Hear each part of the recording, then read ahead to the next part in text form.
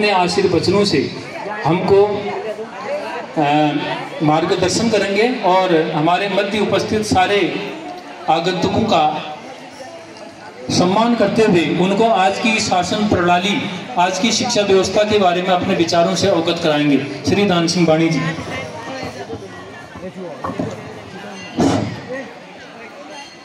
श्रद्धेय प्रधानाचार्य जी, आज के समारोह की विशिष्ट अतिथि श्रीमती बल्पा देवी, अध्यापक अभिभावक संघ के अध्यक्ष श्री गोसाई सिंह जी, श्रद्धेय गुरुजन, प्यारे बच्चों तथा दर्शक दीर्घा में विद्यमान सभी भाई बहन,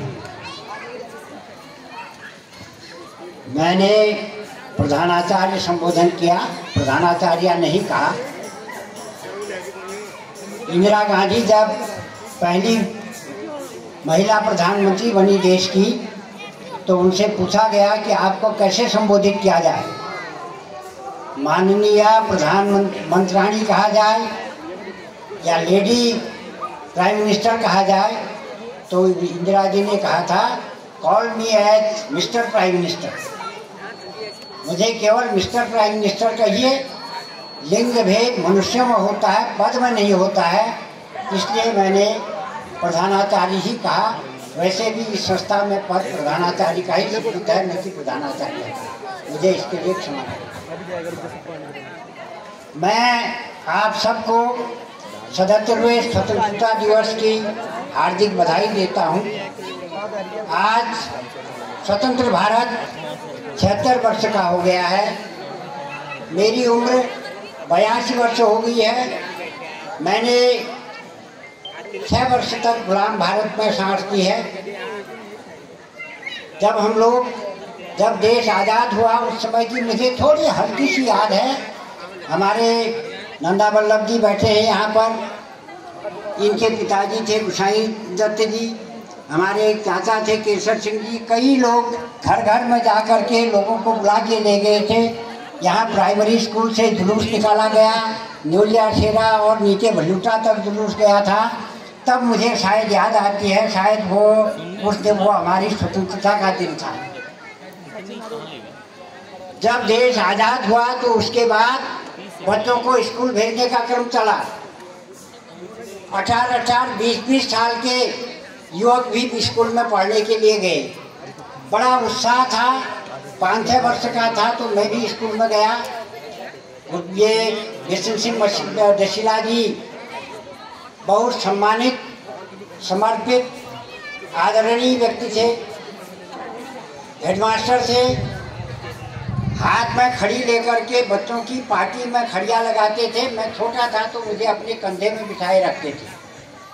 जब 1 साल हो गया तो उसके बाद मुझे भी पढ़ने का मौका आया। मेरी आदत बिगड़ी थी, एक थप्पड़ उन्होंने मारा तो मैंने स्कूल जाना छोड़ दिया। 2-3 महीने मैं घर में बैठा रहा। तो उस समय सारे समाज में, हमारे अधिकारियों में, कर्मचारियों में एक जागृति थी कि हमारा देश पढ़े लिखे, हमारे बच्चे पढ़ें, हमारे देश में शिक्षा का प्रसार हो। तो एक दिन पटवारी जी हमारे घर में आए तो उन्होंने मुझे डांटा और डांटने के बाद अपने चपरासी से कहा, लो हीरा वल्लभ पकड़ो, ये हथकड़िया इसको बंद कर दो, ये स्कूल नहीं जाता है। और मेरे घर वाले भी कहते थे क्या कमी हो रही है, 8 गांव है, जागेश्वर से लेकर शेराघाट तक हर गांव की खेती है, ग्वाला जाएगा, हल जोतेगा, स्कूल नहीं जाता है तो क्या बिगड़ता है। पटवारी जी की उस डांट ने, उस हथकड़ी ने मुझे दूसरे दिन से स्कूल भेजा और इस स्वतंत्र भारत ने मुझे MSc तक की पढ़ाई की। तो मेरा कहने का मतलब ये है कि हम आज़ाद हुए, इस आज़ादी ने हमको क्या दिया, शिक्षा के क्षेत्र में हमको आगे बढ़ाया, हमको संपन्न बनाया। जब हम लोग, मुझे याद है जब MSc तक में मैं पढ़ता था तो हम टेबल लैंप में पढ़ाई करते थे। आज हर घर में बिजली है, हर बच्चे के पास मोबाइल है, हर घर में टीवी है और हमारा भारत विश्व की 5वीं अर्थव्यवस्था है और हम विश्व की 3री अर्थव्यवस्था बनने के लिए उद्यत हैं। हर क्षेत्र में देश उन्नत कर रहा है।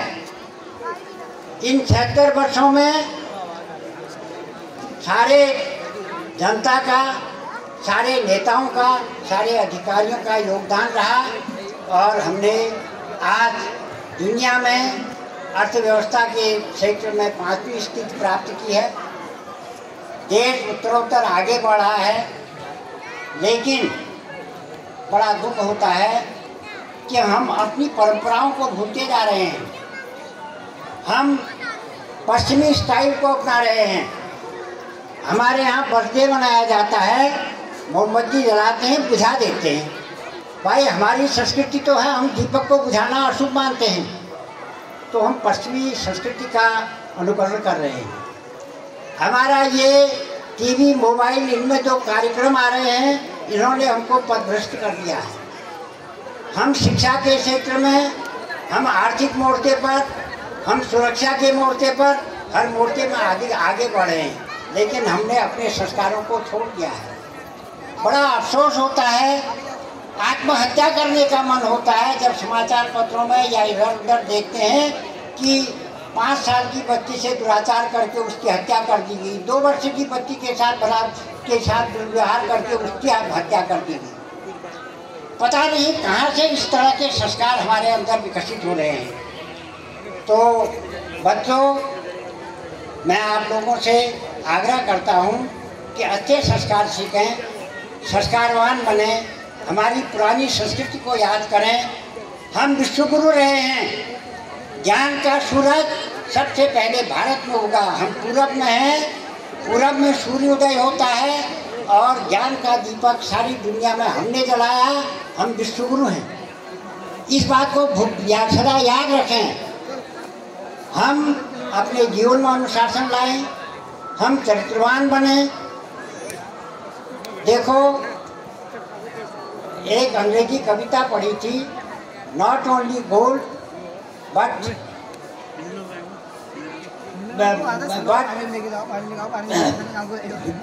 then make it people great and strong।